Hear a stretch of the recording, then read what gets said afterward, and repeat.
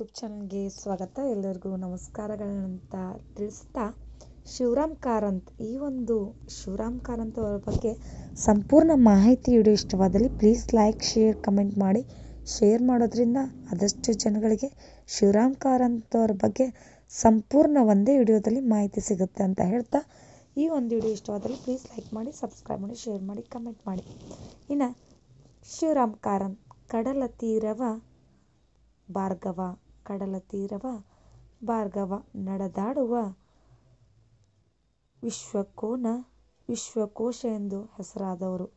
ಕಡಲ ತೀರ್ಗವ ಭಾರ್ಗವ, ನಡೆದಾಡುವ ವಿಶ್ವಕೋಶ ಎಂದು ಹೆಸರಾದವರು ಶಿವರಾಮ್ ಕಾರಂತ್ ಅವರು. ಜನನ ಇವರು 1902ರಲ್ಲಿ ಉಡುಪಿ ಜಿಲ್ಲೆಯ ಕೋಚ್ ಎಂಬ ಗ್ರಾಮದಲ್ಲಿ ಜನಿಸಿದರು.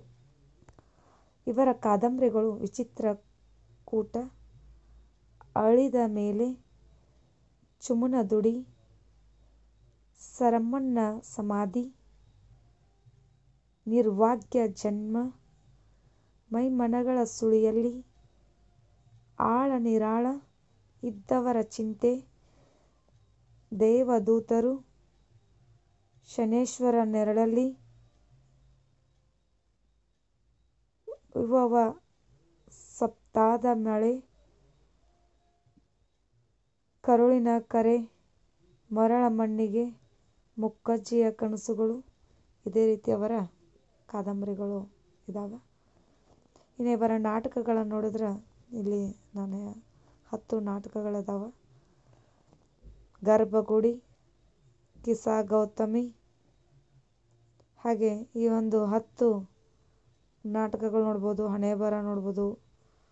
ಪುರಾಚನನ ಕೊನೆ, ಗದಾಯುದ್ಧ, ನೀಲಭಂಗ, ಗೆದ್ದವರ ಸತ್ಯ, ನಿಮ್ಮ, ಇದೇ ರೀತಿ ಅವರ ನಾಟಕಗಳನ್ನು ನೋಡ್ಕೊಂಡ್ವಿ.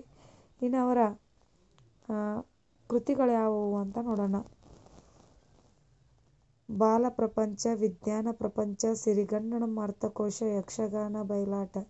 ಇವರ ಆತ್ಮಕಥನ ಯಾವುದಂದ್ರೆ ಹುಚ್ಚು ಮನಸ್ಸಿನ 10 ಮುಖಗಳು, ಸ್ಮೃತಿಯ ಪಟಲದಿಂದ ಅಳಿದುಳಿದ ನೆನಪುಗಳು ಅಂತ ಹೇಳಲಾಗ್ತದೆ. ಇನ್ನು 1959ರಲ್ಲಿ ಯಕ್ಷಗಾನ ಬಯಲಾಟ ಕೃತಿಗೆ ಕೇಂದ್ರ ಸಾಹಿತ್ಯ ಅಕಾಡೆಮಿ ಪ್ರಶಸ್ತಿ ಕೂಡ ದೊರಕಿದೆ.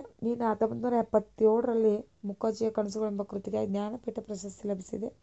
1989ರಲ್ಲಿ ಮೈಮನಗಳ ಸುಳಿಗಾಗಿ ಪಂಪ ಪ್ರಶಸ್ತಿ ಲಭಿಸಿದೆ.